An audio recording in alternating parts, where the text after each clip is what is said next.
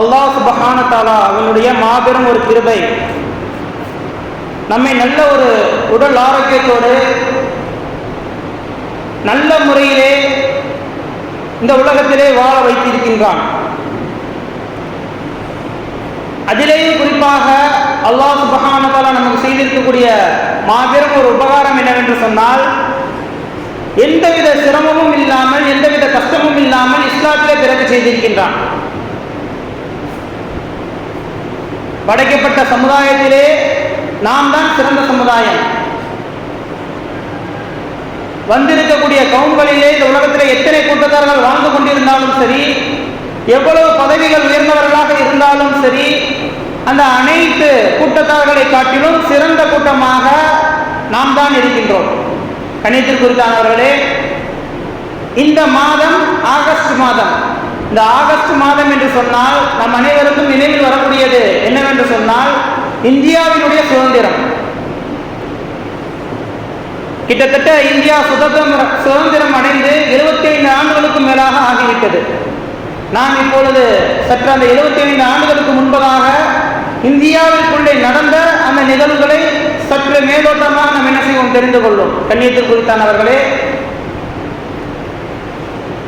India சுதந்திரம் அடைவதற்கு முன்பதாக ஆங்கிலேயர்களுடைய ஆட்சி இருந்தது. அந்த ஆங்கிலேயர்களுடைய ஆட்சி இந்தியாவில் எப்படி இருந்தது என்று சொன்னால், இந்தியாவில் இருக்கக்கூடிய அனைத்து மக்கள்களுக்கும் அது ஒரு மிகப்பெரிய ஒரு கொடுமையினுடைய ஆட்சியாக இருந்தது. அவர்களுக்கு எந்தவித கேள்வி கணக்கும் கிடையாது, அவர்களுக்கு எந்தவித உத்தரவாதமும் கிடையாது. ஏதேனும் சிறு தவறு செய்தாலும் சரி, அவர்களுக்கு உடனடியாக தண்டனைகள் வழங்கப்படும். அப்படிப்பட்ட ஒரு கொடுமையான ஆட்சியாக இருந்தது. ஆனால் அந்த ஆட்சி காலத்திலும் சரி, இஸ்லாமியர்கள் எப்படி இருந்தார்கள் என்பதாக வரலாற்றை நாம் எடுத்து பார்ப்போமே ஆனால், ஆங்கிலேயர்களோட ஆட்சி இந்தியாவில் இருக்கக்கூடிய மக்களுக்கு மிக கொடுமையாக இருந்தது. அந்த ஆட்சி காலத்தில் இந்தியாவில் வாழ்ந்து கொண்டிருந்த முஸ்லிம்களுடைய நிலைமை எப்படி இருந்தது என்று சொன்னால், வரலாற்றை எடுத்து பார்ப்போமே ஆனால், அதிகப்படியான முஸ்லிம்கள் 100க்கு ஒரு 90% முஸ்லிம்கள் என்ன செய்கிறார்கள், நல்ல முறையில் நிம்மதியான முறையில் என்ன செய்யறாங்க, இந்த உலகத்தில் இந்த இந்தியாவில் வாழ்ந்து கொண்டிருக்கிறாங்க. அவங்களுக்கு ஆங்கிலேயர்களின் மூலமாக எந்தவித துன்புறுத்தலும் கிடையாது. நல்ல முறையில் சந்தோஷமான முறையில் தான் வாழ்ந்து கொண்டிருக்கிறாங்க. வரலாற்றுகளை அந்த இந்தியாவின் சுதந்திரத்தை நம்ம எடுத்து பார்க்கும் பொழுது, நம்ம இஸ்லாமியர்களை தவிர்த்து மற்ற மதத்தவர்களுக்கு இழைக்கப்பட்ட துன்பங்கள் அதை என்ன செஞ்சிருப்பாங்க, பதிவு செஞ்சிருப்பாங்க. ஆனால் இஸ்லாமியர்களுடைய அந்த கஷ்டங்கள் மிக குறைவாகத்தான் இருக்கும். ஆங்கிலேயர்கள் மூலமாக ஏற்பட்ட தீங்குகள் குறைவாகத்தான் இருக்கும். காரணம் என்ன? ஆங்கிலேயர்களுடைய உள்ளத்தில் ஒரு இஸ்லாமியர்களின் மீது ஒரு மதிப்பு இருந்துச்சு. இஸ்லாமியர்களா அவங்களை என்ன செய்யணும், இந்த அளவுக்கு கண்ணியமான முறையில் நடத்தணும் என்பதாக அவங்களுடைய உள்ளத்தில் இருந்துச்சு. அதன் காரணமாக தான் என்ன செஞ்சாங்க, ஆங்கிலேயர்கள் இஸ்லாமியர்களுக்கு துன்புறுத்துவது மிக குறைவாக இருந்துச்சு. நல்ல முறையில் சந்தோஷமான முறையில் என்ன செய்யறாங்க, வாழ்ந்து கொண்டிருக்கிறாங்க. இந்தியாவில் முஸ்லிம்களுக்கு எந்தவித துன்பமும் கிடையாது, எந்தவித கஷ்டமும் கிடையாது. இப்படிப்பட்ட சூழ்நிலையில சிராஜுத் தௌலா என்னக்கூடிய ஒரு மன்னர், அவருடைய அத்தா என்ன செய்யறாங்கன்னாக்க, சிராஜுத் தௌலாட்ட என்ன செய்யறாங்க, ஒரு வார்த்தை சொல்றாங்க. என்ன சொல்றாங்க, இந்த ஆங்கிலேயர்கள் இருக்கிறாங்களே, இவங்களாம் மிகப்பெரிய ஒரு கொடுமையானவர்கள். இவங்கள நம்முடைய நாட்டில் நீ கோட்டையை கட்டிக் கொள்வதற்காகவும், இன்னும் அவங்களுடைய அந்த இராணுவ தளம் அமைத்துக் கொள்வதற்காகவும் நீ அனுமதி கொடுத்துட்டேன்னு சொன்னான். அதாவது சிராஜுத் தௌலாவுடைய அத்தா சொன்ன வார்த்தை, கோட்டைகள் கட்டிக் கொள்வதற்கும் அவங்களுடைய இராணுவ தளம் அமைத்துக் கொள்வதற்கும் நீ அனுமதி கொடுத்துட்டேன்னு சொன்னாக்க, இந்த இந்தியாவை என்ன செஞ்சிருவாங்க, இவங்க முழுவதுமாக நாசமாக ஆக்கிடுவாங்க. அப்படிப்பட்ட வாய்ப்பை என்ன செய்யறது, ஆங்கிலேயர்களுக்கு கொடுக்காத என்பதான வார்த்தை என்ன செய்யறாங்க, சிராஜுத் தௌலாவுடைய அத்தா சொல்றாங்க. இந்த வார்த்தை என்ன செய்யறாங்க, உள்ளத்துல எடுத்துக்கொள்றாங்க. முதலாக இந்தியாவிலேயே முதலாக சுதந்திரத்தினுடைய அந்த தேவை இருக்கிறது. மக்கள் அனைவரும் ஆங்கிலேயர்களுடைய ஆட்சிக்கு கீழ் இருக்கக்கூடாது, அவர்கள் சுதந்திரமானவர்களாக ஆக வேண்டும் என்பதற்காக முதலாக குரல் கொடுத்தது மட்டுமல்லாமல், அந்த விடுதலைக்காக சுதந்திரத்திற்காக போரும் செய்தவர் சிராஜுத் தௌலா. இவர்களுடைய ஆட்சி கிட்டத்தட்ட 1756 நடந்தது. 1756 நடக்குது. சிராஜுத் தௌலா என்ன செய்யறாங்க, படைகளை திரட்டி கொண்டு என்ன செய்யறாங்க, போருக்கு போறாங்க. அந்த சிராஜு தௌலாவுடைய படையை தவிர்த்து, இஸ்லாமியர்களுடைய படையை தவிர்த்து மற்ற மக்கள் அனைவரும் என்ன நினைக்கிறாங்கன்னாக்க, இந்த சிராஜு தௌலாவுக்கு என்ன ஆயிடுச்சு, பைத்தியம் முத்திருச்சு, ஆங்கிலேயர்களை எடுத்து என்ன செய்யறாரு, போர் செய்யறாரு, இவர் நல்லா தானே இருக்கிறாரு, இவருக்கு என்ன ஆச்சு என்பதாக என்ன செய்யறாங்க, சிந்திக்க ஆரம்பிக்கிறாங்க. 1756 என்ன செய்யறாங்க, அவங்களுடைய உள்ளத்துல, அவங்களுடைய தந்தையினுடைய உள்ளத்துல தெளிவாக வந்துருச்சு, இந்த ஆங்கிலேயர்கள் என்ன செய்வாங்க, நம்முடைய நாட்டை முழுமையான முறை கைப்பற்றுவதற்கு முயற்சி செய்யறாங்க, நம்முடைய நாட்டினுடைய வளங்களை கைப்பற்றுவதற்காக என்ன செய்யறாங்க, முயற்சி செஞ்சு கொண்டிருக்கிறாங்க, இவங்களை என்ன செய்யக்கூடாது, அப்படிப்பட்ட வாய்ப்பு உங்களுக்கு கொடுக்கக்கூடாது என்பதாக தன்னுடைய மகனுக்கு என்ன செய்யறாங்க சொல்லி, மகன் என்ன செய்யறாரு, போரை தொடுக்கிறார். கொஞ்சம் சிந்திச்சு பார்க்கணும், இந்தியாவுக்குள்ள அது வரைக்கும் என்ன செய்யல, சுதந்திரத்தினுடைய போராட்டம் என்பது ஆரம்பிக்கவே இல்லை. ஆங்கிலேயர்களை எதிர்ப்பதற்கு யாரும் தயாராகவே இல்லை. முதலாக என்ன செய்யறாங்க, தைரியமான முறையில் என்ன செய்யறாங்க, போருக்கு போறாங்க. அவங்களுடைய அந்த சிராஜு தௌலாவுடைய அந்த படைகள்ல இருந்த நபர்களுடைய எண்ணிக்கை 30,000 மனிதர்கள். அதாவது போர்ல என்ன செய்வாங்க, நடந்து போர் செய்யக்கூடிய அந்த நபர்கள், கால்நடை படை என்பதாக சொல்லுவாங்க. 20,000 குதிரைப்படை, 1400 பயிற்சி பெற்ற யானைகள். அந்த யானைக்கு என்ன செய்யணும், நம்ம எந்த வித இதுவும் சொல்ல தேவையில்லை, போர்னு வந்துச்சுன்னு சொன்னாக்கா அந்த யானை என்ன செய்யும், எதிரிகள் யார் என்பதை கண்டுபிடித்து யானை என்ன செய்யும், போர் செய்யும், யானை மிதித்து கொள்ளும். அப்படிப்பட்ட பயிற்சி பெற்ற யானைகள். இதை வச்சு என்ன செய்யறாங்க, முதலாக போரை தொடங்குறாங்க. அந்த போரில் என்ன செய்யறாங்க, வெற்றி பெறுறாங்க.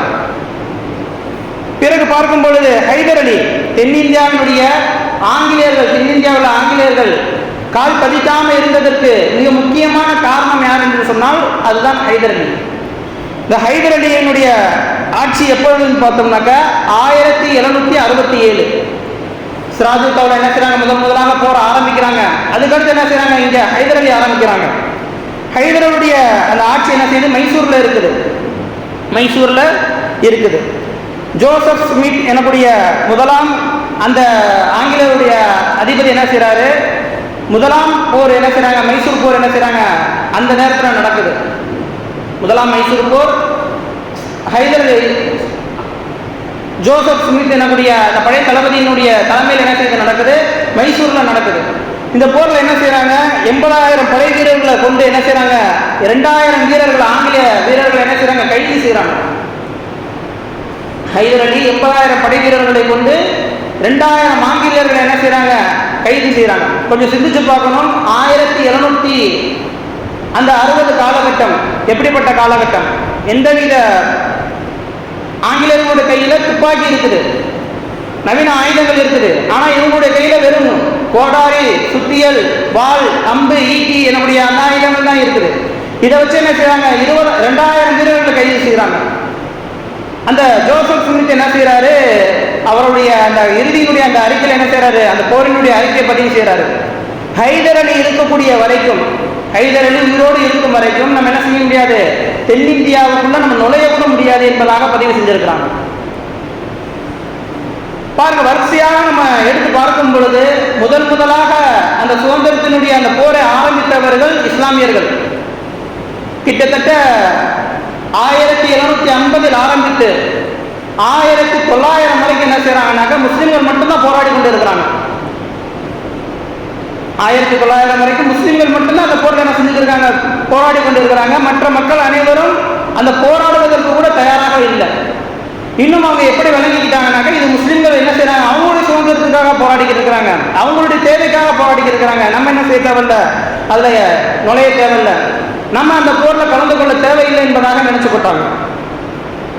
அதே போல மௌலவி அஹமது ஷா எனக்கூடிய ஒரு இமாம், இவங்களுடைய காலமும் என்னது, சுதந்திரத்துக்கு முன்னாடி 1800 அந்த காலகட்டங்கள். கொஞ்சம் சிந்திச்சு பார்க்கணும், 1800ல் ஆங்கிலேயர்கள் என்ன செய்றாங்க, ஒரு பத்திரிகையில் ஒரு விளம்பரம் கொடுக்குறாங்க. பத்திரிகையில் ஒரு விளம்பரம் கொடுக்குறாங்க. என்ன விளம்பரம் சொன்னாக்க, இந்த மௌலவி அஹமதுல்லா ஷா எனக்கூடிய அந்த நபரை யார் உயிரோட பிடிச்சு கொண்டாந்து தாராங்களோ, யார் உயிரோட பிடித்து கொண்டு கொண்டு வந்து இராணுவ நம்மள்கிட்ட வந்து ஒப்படைக்கிறாங்களோ அவங்களுக்கு 50,000 ரூபாய் அன்பளிப்பு வழங்கப்படும். 1800 காலகட்டத்தில் 50,000 ரூபாய்.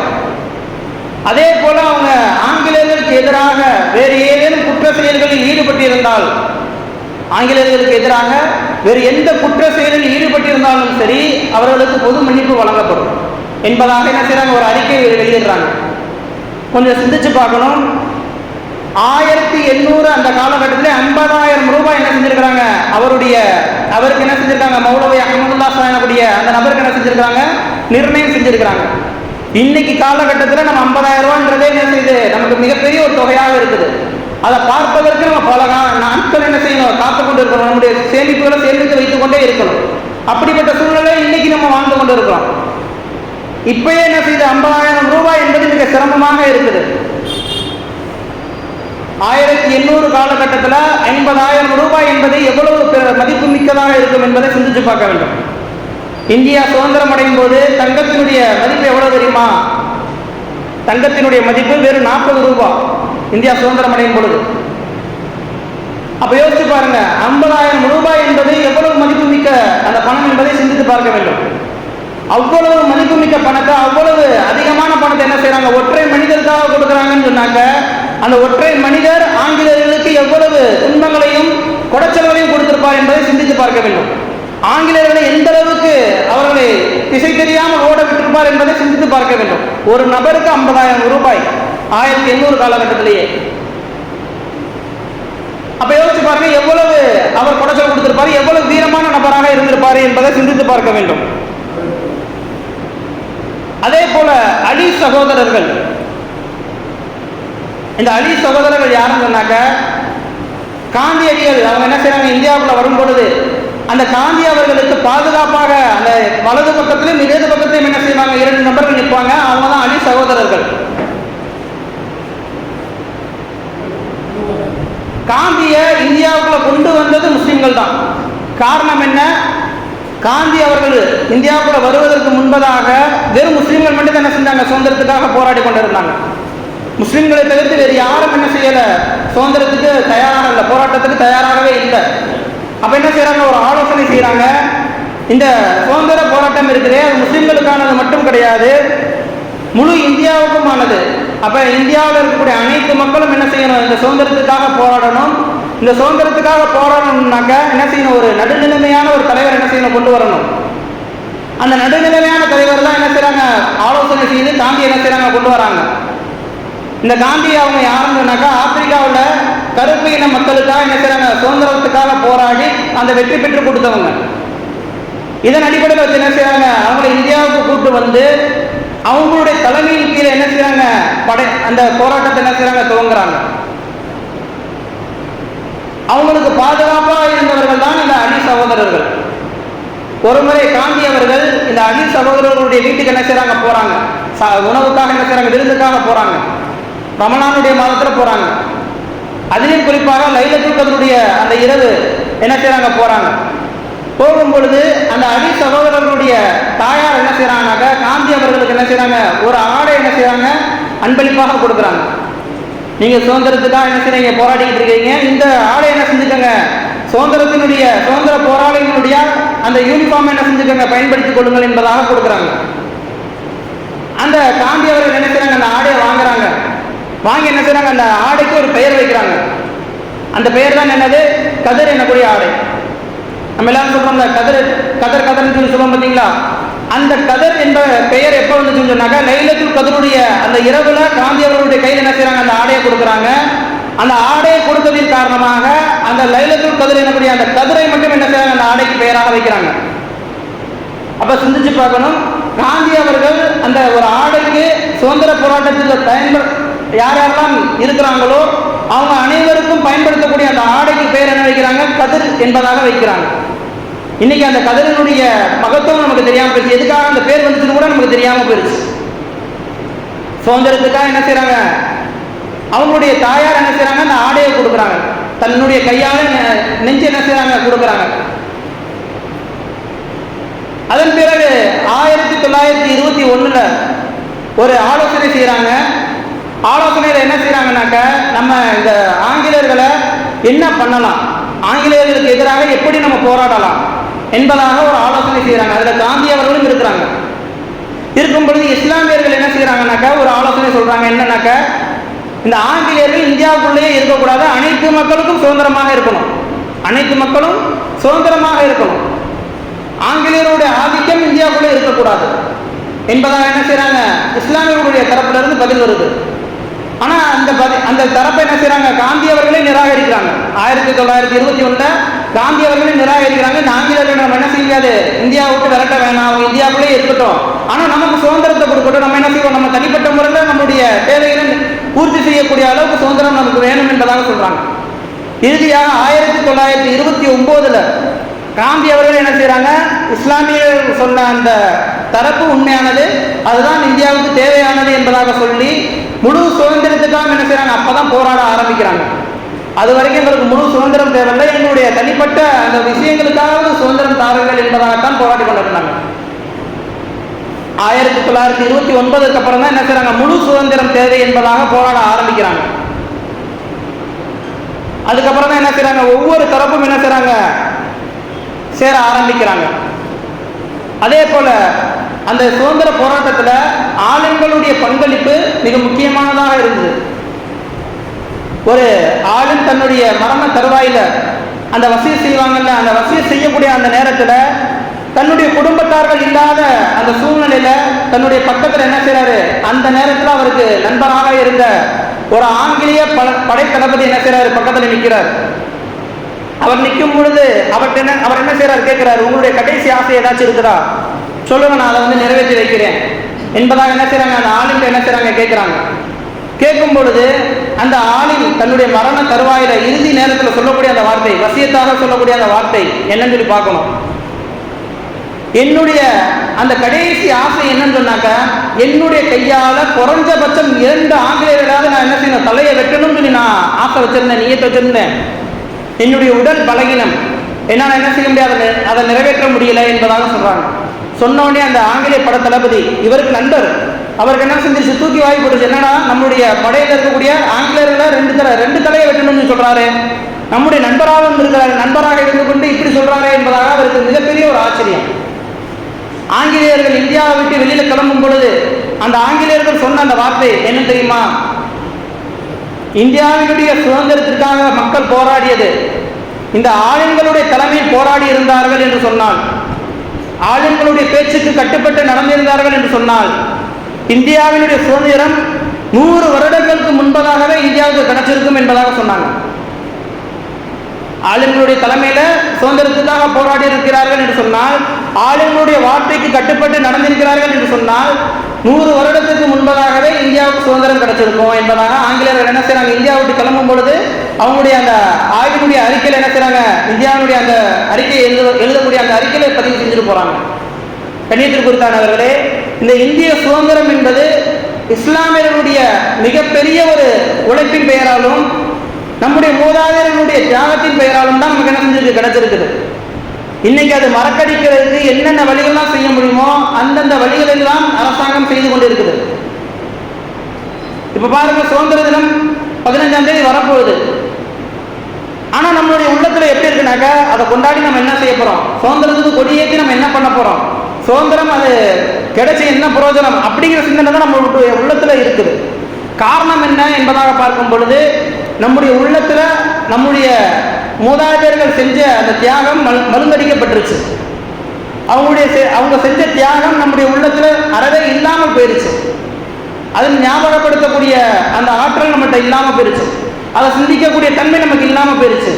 அதன் காரணமாக என்ன செய்யறோம், நம்ம சுதந்திரத்தினுடைய முக்கியத்துவம் நம்ம அறியாம இருக்கிறோம்.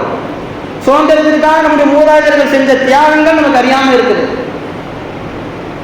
இந்த சுதந்திரம் நமக்கானது மட்டும் கிடையாது, முழு இந்தியாவிற்கானது என்பதை புரிய வைத்தவர்கள் இஸ்லாமியர்கள். இஸ்லாமியர்கள் ஆங்கிலேயருடைய ஆட்சி காலத்தில் மிக சந்தோஷமானவர்களாக தான் இருந்தாங்க. இருந்தாலும் எதுக்காக சுதந்திரத்துக்காக போராடினாங்க, அனைத்து மக்களும் நல்ல முறையில் நிம்மதியான முறையில் வாழணும். சுதந்திரம் அடைவதற்கு முன்னாடி அந்த வரலாற்றுகளை எடுத்து படிச்சு பாருங்க, இந்தியாவுக்குள்ள பஞ்சம் பட்டினி அப்படி இருந்துச்சு. ஒரு நேர சாப்பாடு தான் ஒரு நாளைக்கே இருந்துச்சு. அதை சாப்பிட்டுட்டு என்ன செய்வாங்க, இன்னைக்கு 8 மணி நேரம் வேலை, ஆங்கிலேயருடைய ஆட்சி காலத்தில் 20 மணி நேரம் வேலை. கொஞ்சம் சிந்திச்சு பார்க்கணும். படிப்பு கிடையாது, மக்கள் யாரும் படிக்க போக முடியாது. ஆனால் இஸ்லாமியர்களுக்கு மட்டும்தான் என்ன செய்வாங்க, படிக்கிறதுக்கு உண்டான அனுமதி கொடுத்துருக்குறாங்க. இஸ்லாமியர்கள் மட்டும்தான் கல்வியினுடைய அறிவு அவங்களுக்கு மட்டும்தான் அதிகமாக இருந்துச்சு. ஆங்கிலேயர்களுடைய அந்த அவையில உட்கார்ந்து பேசக்கூடிய ஆற்றல் நம்மளுடைய இஸ்லாமியர்களுக்கு தான் இருந்துச்சு. மற்ற யார் வந்தாலும் சரி நின்று கொண்டு தான் பேசணும். இவ்வளவு மதிப்பு, இவ்வளவு சிறப்பு இருந்த இஸ்லாமியர்கள் ஆங்கிலேயர்களுக்கு எதிராக போராட ஆரம்பிச்சாங்க. ஆங்கிலேயர்கள் இறுதியாக சொன்ன அந்த வார்த்தை, இந்தியாவை விட்டு போகும் பொழுது ஆங்கிலேயர்கள் சொன்ன அந்த வார்த்தை, முஸ்லீம்களை பார்த்து சொன்ன வார்த்தை, நீங்க என்ன செய்றீங்க, இந்தியாவினுடைய சுதந்திரத்துக்காக நீங்க என்ன செய்றீங்க, போராடுறீங்க. ஆனா இந்த இந்தியாவில் இருக்கக்கூடிய அந்த மக்கள் கண்டிப்பான முறையில் என்ன செய்வாங்க, உங்களை துரத்தி அடிப்பாங்க. உங்களுக்கு உண்டான நியாயங்களை என்ன செய்வாங்க, கிடைக்காம ஆக்குவாங்க. நீங்க அப்ப விளங்குவீங்க, நீங்க எதுக்காக இந்த சுதந்திரத்துக்காக போராடுனீங்க என்பதாக நீங்க அப்ப விளங்குவீங்க என்பதாக சொன்னாங்க. நம்ம எல்லாரும் இப்ப உணர்ந்து கொண்டு இருக்கிறோம். சுதந்திரம் அடைஞ்சு நம்ம என்ன செஞ்சுட்டு இருக்கோம், சுதந்திரமா இருக்கிறோம் என்பதாக நினைச்சு கொண்டு இருக்கிறோம். பாருங்க, தினசரி நம்ம என்ன செய்யறோம், ஒவ்வொரு பொருட்கள் வாங்குறதுலையும் நம்ம என்ன செஞ்சுட்டு இருக்கோம், அரசாங்கத்துக்கு வரிகள் கொடுத்து கொண்டு இருக்கிறோம். ஆங்கிலேயர்கள் வெறும் ஒரு வரி தான் போடுவாங்க. ரோட்ல இந்த ரோட்ல போனோம்னாக்கா அந்த ரோட்ல போறப்ப மட்டும் வரி, ரோட்ல போறோம்னாக்கா ரோட்ல போறப்ப மட்டும்தான் வரி. யார் போறாங்களோ அவங்களுக்கு மட்டும்தான் வரி. யார் தண்ணி பயன்படுத்துறாங்களோ அவங்க தண்ணி பயன்படுத்தக்கூடியவங்களுக்கு மட்டும்தான் வரி. யார் உணவு பயன்படுத்துறாங்களோ அந்த உணவுக்கு மட்டும்தான் வரி. பயன்படுத்தக்கூடிய நபர்களுக்கு மட்டும்தான் வரி. இன்னைக்கு பாருங்க, ஒவ்வொரு நபரும் இந்தியாவுடைய அனைத்து வரிகளையும் கட்டி கொண்டு இருக்கிறோம். சாதாரண டீ கடையில் டீ குடிக்கிறதுல இருந்து, பெரிய பெரிய கடைகள்ல நகைகள் வாங்குறதுல இருந்து, கார் வாங்கினாலும் சரி, நம்ம சாதாரணமா நம்ம வீட்டில் தான் உட்காந்துட்டு இருக்கோம், வயசானவர்களாக தான் இருக்கிறோம், வீட்டில் உட்காந்துட்டு இருக்கோம். வீட்டில் உட்கார்ந்து கொண்டு இருக்கக்கூடிய நபர்களும் ரோட்டுக்கு என்ன செய்றாங்க, வரி கட்டி கொண்டு இருக்கிறாங்க. கிட்டத்தட்ட 70க்கும் மேற்பட்ட வரிகள் நம்ம என்ன செஞ்சுட்டு இருக்கோம், தினசரி கட்டி கொண்டு இருக்கிறோம். 50 பைசா, 4 ரூபா, 1 ரூபா, 10 ரூபா என்பதாக தினசரி நம்ம என்ன செஞ்சுட்டு இருக்கோம், 70க்கும் மேற்பட்ட வரிகள் கட்டி கொண்டு இருக்கிறோம். ஒரு வரி வாங்கி கொண்டிருந்த அந்த ஆங்கிலேயர்கள் நம்ம என்ன செஞ்சோம், கொள்ளைக்காரர்கள் என்பதாக சொல்லிக் கொண்டிருந்தோம். இன்னைக்கு இத்தனை வரிகள் வாங்கி கொண்டு இருக்கிறாங்க, இத்தனை வரிகள் நம்ம கட்டி கொண்டு இருக்கிறோம். இது நமக்கு கண்ணுக்கு தெரியாமலே போயிருச்சு. இதனுடைய சிந்தனை கூட நமக்கு வருவது கிடையாது. இதை பற்றி சிந்திக்கக்கூடிய ஆற்றல் கூட நமக்கு இல்லாம போயிருச்சு. காரணம் என்ன, இதை சிந்திக்க ஆரம்பிச்சுட்டாங்கன்னு சொன்னாக்க இது சம்பந்தமாக மிகப்பெரிய ஒரு பிரச்சனை ஏற்படும். அதனால இதை சிந்திக்காத அளவுக்கு எப்பேற்பட்ட வழிமுறைகள்லாம் கையாள முடியுமோ அப்படிப்பட்ட வழிமுறைகள்லாம் என்ன செய்யப்பட்டிருக்குது, கையாண்டு கொண்டு இருக்கிறது. ஒரு உதாரணத்துக்கு சொன்னாக்க மத கலவரம், இஸ்லாமியர்கள்னாலே தீவிரவாதிகள் தான் என்பதாக என்ன செய்யப்பட்டிருக்குது, இந்தியாவுக்குள்ள பரப்பப்பட்டிருக்குது. அனைத்து மக்களுடைய உள்ளத்திலும் அது என்ன செய்யப்பட்டுருச்சு, விதைக்கப்பட்டுருச்சு.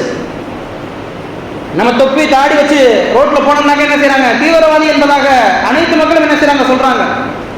காரணம் என்ன, இஸ்லாமியர்களுடைய அந்த கண்ணியம், இஸ்லாமியர்கள் என்ன செய்வாங்க, கொஞ்சம் அறிவான, மற்ற மக்களை காட்டிலும் அதிகமான அறிவு இருக்கக்கூடிய நபர்கள், அதிகமான முறையில் பிற்காலத்தில் வரக்கூடிய அந்த விஷயத்தையும் சிந்திக்கக்கூடிய நபர்கள் இஸ்லாமியர்கள். இவங்க சொல்லக்கூடிய அந்த விஷயத்தை மக்கள் கேட்கக்கூடாது, இவங்க சொல்லக்கூடிய விஷயத்த மக்கள் கேட்கக்கூடாது. அதுக்கு நம்ம என்ன பண்ணணும் என்பதாக பார்க்கும்பொழுது, தீவிரவாதின்னு சொல்லிட்டோம்னாக்க இவங்க சொல்லக்கூடிய அந்த வார்த்தை என்ன செய்ய மாட்டாங்க, மக்கள் கேட்க மாட்டாங்க. அதே போல இந்த இஸ்லாமியர்கள் அறிவாளியாக இருக்கிறாங்க. இந்த அறிவை குறைக்கிறதுக்கு என்ன பண்றது, இந்த இஸ்லாமியர்களுக்கு, இந்த இஸ்லாமிய குழந்தைகளுக்கு கல்வி கிடைக்கக்கூடாது.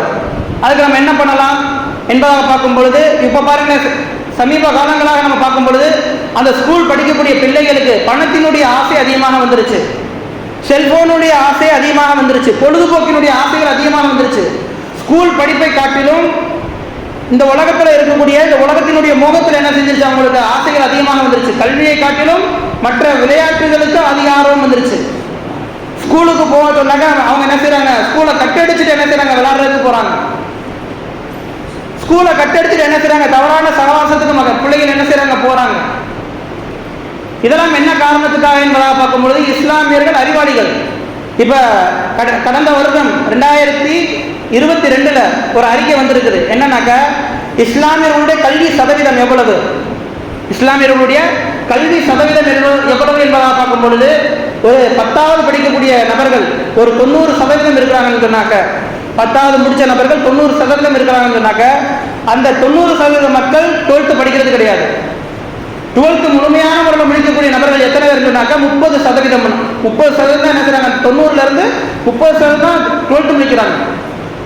சரி, அதுக்கு மேற்படிப்பு பட்டப்படிப்பு படிக்கக்கூடிய மாணவர்கள் எத்தனை பேர் சொல்லி பார்த்தோம்னாக்க வெறும் 5க்கும் குறைவான சதவீதம் தான் இருக்கிறாங்க. காலேஜ் முடிக்கக்கூடிய, டிகிரி முடிக்கக்கூடிய நபர்களுடைய எண்ணிக்கை 5%க்கும் குறைவாகத்தான் இருக்கிறாங்க. இந்த இஸ்லாம் அல்லாத மற்ற மதத்தில் இருக்கக்கூடிய நபர்களுடைய அந்த கல்வி சதவீதத்தை எடுத்து பார்க்கணும். 2020 கிறிஸ்துவ மதத்தில் இருக்கக்கூடிய அந்த கல்வி சதவீதம், டிகிரி முடிச்சவங்களுடைய அந்த கல்வி சதவீதம் 16% இருந்துச்சு. 2021 அது 20 மாறிச்சு. 2023 இப்ப எத்தனை சதவீதமாக இருக்குதுன்னு சொன்னாக்க 45% இருக்குது டிகிரி முடித்த நபர்கள். ஆனா நம்மகிட்ட தான் என்ன செஞ்சுட்டு இருக்கு, இருக்க குறைஞ்சு கொண்டே போகுது. காரணம் என்ன? இஸ்லாமியர்களுக்கு அந்த கல்வியினுடைய அந்த ஆசை, கல்வி படிக்க வேண்டும் என்ற தேவை இல்லாம போயிடுச்சு. நம்ம 10th முடிஞ்சிருந்தா போதும், ஒரு டிரைவிங் லைசன்ஸ் எடுத்துட்டு என்ன செஞ்சுக்கலாம், ஃபாரினுக்கு போயிடலாம் அப்படிங்கிற சிந்தனை தான் வருது. ஃபாரினுக்கு போய்க்கலாம் அப்படிங்கிற சிந்தனை தான் வருது. ஃபாரினுக்கு போய் நம்ம என்ன பண்ண போறோம்? சம்பாதிக்க போறோம், அவ்வளவுதான். ஃபாரினுக்கு போய் சம்பாதிப்போம், அவ்வளவுதான். ஆனா படிப்புன்னு இருக்குது, அது நம்மளுடைய அறிவை என்ன செய்யும், மேம்படுத்தும். நமக்கு நல்ல முறையில் சிந்திக்கக்கூடிய அந்த தன்மையை கொடுக்கும். இப்ப பாருங்க, சமீப காலங்களாக இஸ்லாமியர்களுடைய அந்த படிப்பு சதவீதம் நம்ம ஊர்ல எடுத்து பாருங்க, எத்தனை பேர் காலேஜ் முடிச்ச நபர்கள் இருக்கிறாங்க, கொஞ்சம் சிந்திச்சு பார்க்கணும். இப்ப இந்தியாவுக்குள்ள இதுதான் நடந்து கொண்டு இருக்குது. சில நபர்கள், புரிந்த நபர்கள் சுதாரித்துக் கொள்றாங்க, புரியாத நபர்கள் என்ன செய்யறாங்க, அந்த சூழ்ச்சிக்குள்ள மாட்டிக்கொண்டு அந்த சூழ்ச்சிக்கு இரையாக ஆயிடுறாங்க. கணிதத்தில் குறித்தானவர்களே, நம்முடைய பிள்ளைகளை குறைஞ்சபட்சம் பட்ட படிப்பு, டிகிரி முடிக்கக்கூடிய அளவுக்காக என்ன செய்யுங்க, படிக்க வைங்க.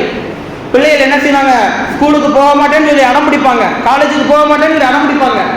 எவ்வளவு அடம் பிடிச்சாலும் சரி, நீங்க என்ன செஞ்சிருங்க, எப்பேற்பட்ட சூழ்நிலை ஏற்பட்டாவது, எப்பேற்பட்ட சிரமங்கள் உங்களுக்கு ஏற்பட்டாலும் சரி, அவங்க என்ன செஞ்சிருங்க, கல்லூரி படிப்பு வரைக்கும் என்ன செஞ்சிருங்க, படிக்க வச்சிருங்க, கல்லூரியும் முடிக்க வச்சிருங்க.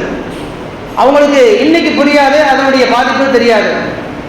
பிற்காலத்துல தான் அவங்க என்ன செய்வாங்க, கை செய்தப்படுவாங்க. அன்னைக்கு நம்மளை தான் திட்டுவாங்க, பெற்றோர்களாக இருக்கக்கூடிய நம்மளை தான் திட்டுவாங்க. நான் அன்னைக்கு ஸ்கூலுக்கு போக மாட்டேன்னு அடம் பிடிச்ச என்னுடைய அட்டை அடிச்சிருந்தாங்கன்னு சொன்னா நான் ஸ்கூலுக்கு போயிருப்பேன், அடிக்காம விட்டதுனால நான் என்ன செஞ்சுட்டேன், இப்படி மோசமான நிலைமைக்கு போயிட்டு சொல்லி அப்பயும் நம்மளை தான் திட்டுவாங்க. அன்னைக்கு நம்மளை திட்டுறதுக்கு பதிலாக நம்ம என்ன செஞ்சுக்கலாம், இன்னைக்கு கொஞ்சம் நம்மளுடைய கோபத்தை காட்டணும், நம்ம அந்த விஷயத்துல கொஞ்சம் கண்டிஷனாக இருக்கிறோம், கண்டிப்பாக இருக்கிறோம் அப்படிங்கிற பட்சத்தில் அவங்க என்ன செய்வாங்க, நம்முடைய நம்ம மேல இருக்கக்கூடிய அந்த பயத்தின் காரணமாக படிக்கிறதுக்கு போயிடுவாங்க.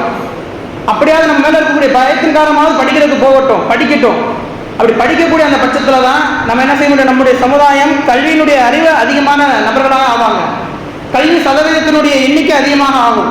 அப்படி ஆகும் பொழுதுதான் என்ன செய்வாங்க, அரசு வேலைகளுக்கு அவங்க என்ன செய்வாங்க, போக முடியும்.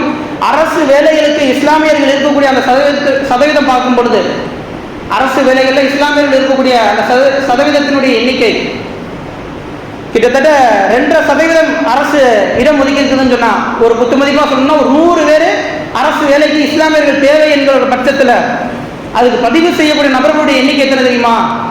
100 பேர் இஸ்லாமிய வேலைகளுக்கு தேவை. இஸ்லாமியர்களாக இருக்கக்கூடிய நபர்கள் 100 பேர் வேலைக்கு தேவை. பதிவு செய்யக்கூடிய நபர்களுடைய எண்ணிக்கை வெறும் 2 நபர்கள் தான் பதிவு செய்யறாங்க. கொஞ்சம் சிந்திச்சு பார்க்கணும். இவ்வளவுதான் நம்முடைய மக்களினுடைய எஜுகேஷன் இருக்குது.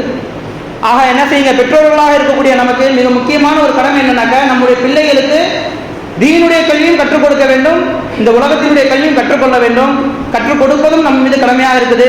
கண்ணியத்திற்குரித்தானவர்களே, நம்முடைய பிள்ளைகளை இந்த உலகத்திலும் சரி, நாளை மறுமையிலும் சரி, நல்ல சிறந்த அறிவாளிகளாக ஆக்கக்கூடிய அந்த பாக்கியத்தையும், அவர்கள் நல்ல முறையில் நடக்கக்கூடிய பாக்கியத்தையும் அல்லாஹ் சுப்ஹானஹு வ தஆலா நம் அனைவருக்கும் தந்தருள் புரிவானாக. நம்முடைய பிள்ளைகளை நல்ல முறையிலே சாலிகான பிள்ளைகளாக ஆக்கி அருள் புரிவானாக. நாளை சொர்க்கத்திற்குள்ளே அனைவரும் இருக்கக்கூடிய பாக்கியத்தையும் தந்தருள் புரிவானாக.